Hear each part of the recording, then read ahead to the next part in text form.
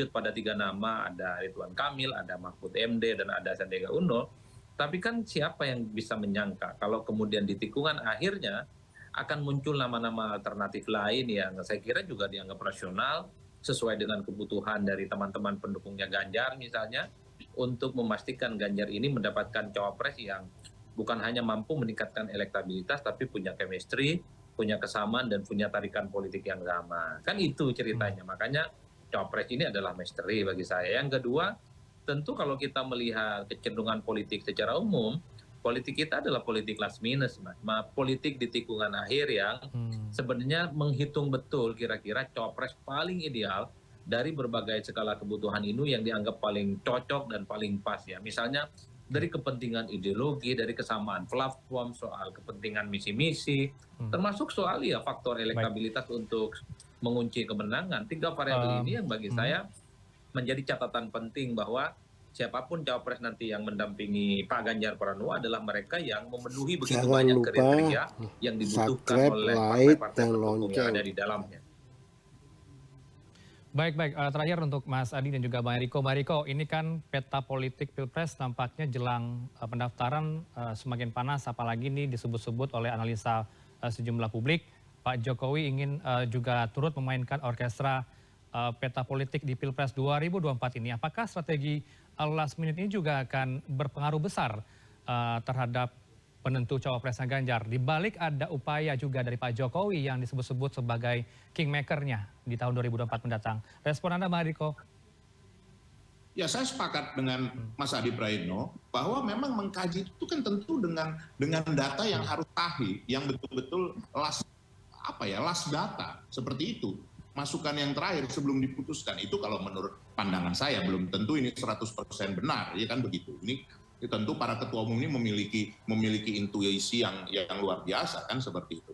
Kedua, kalau menurut saya jangan dikatakan Bapak Presiden Joko Widodo seperti menjadi beliau itu kader terbaik PDI Perjuangan dan pasti diajak untuk bersama-sama memutuskan yang terbaik dalam hal ini, itu pasti Mas Heranov. Karena kenapa?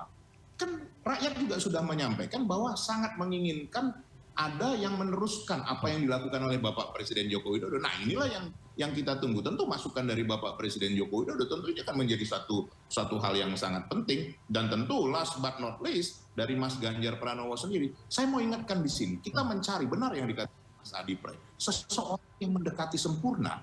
Tapi bayangkan Mas Heranov, dia tidak juga menurut aturan undang-undang Indonesia, yang aturan yang berlaku, tidak boleh juga mendominasi presiden. Dia bukan menjadi presiden atau setara presiden, tidak seperti itu. Bahwa wakil presiden itu menjadi backup penuh dari presiden.